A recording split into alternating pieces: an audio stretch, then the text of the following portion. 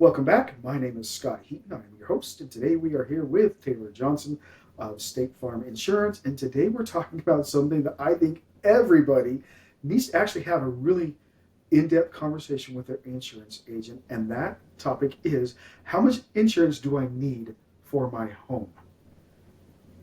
Such a blanket statement.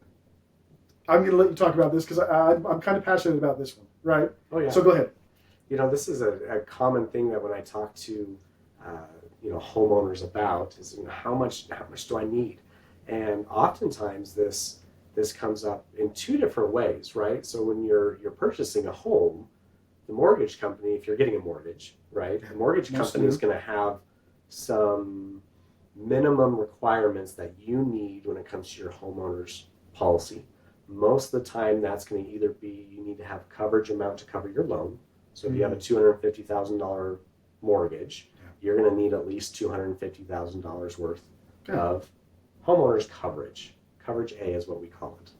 Now, in scenarios where you have less than that, there are ways that the mortgage company will approve coverage less than your loan amount, but there's some more paperwork that the home insurance company will need to provide to prove that. Right.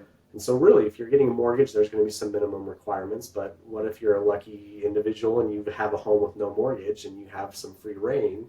How much coverage do you need?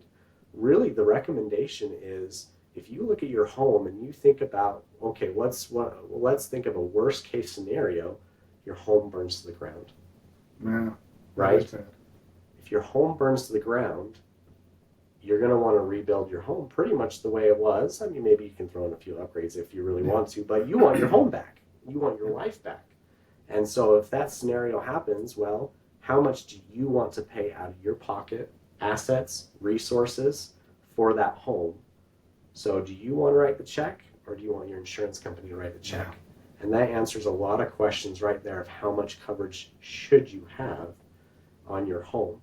You're going to want coverage amount that, yes, meets a mortgage requirement, but you want a coverage limit that you feel confident that if your home is destroyed in a fire or other some form of covered peril, that you're not going to be writing this massive check to get your home and your life back.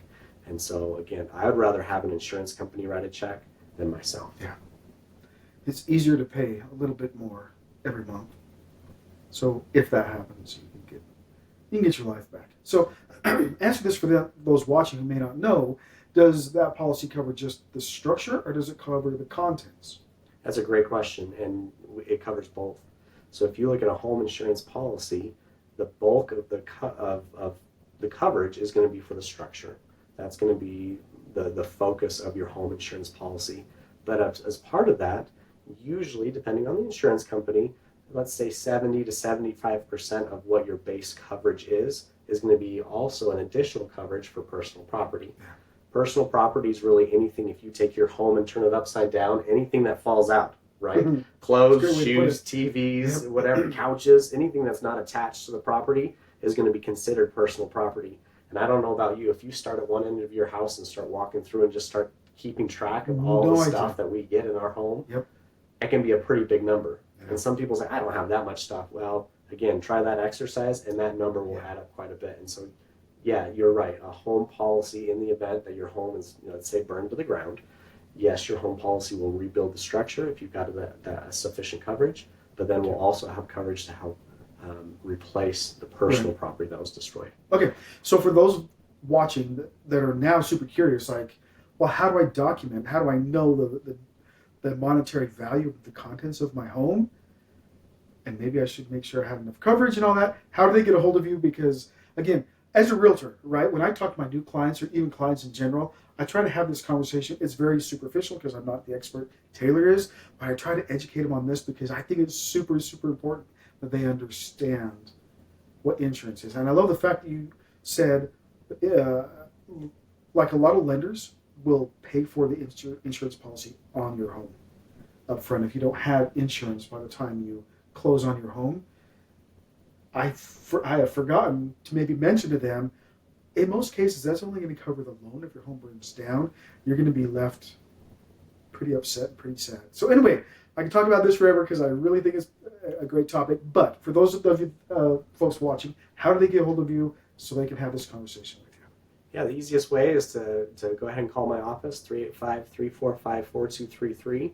Or you can visit my website, taylordjohnson.com, and there's ways to get a hold of me on the website. Awesome. Another great one, Taylor. Love it. Thanks so much for dropping by. We'll chat with you again sometime soon. Thanks, Scott. Right, thanks for watching.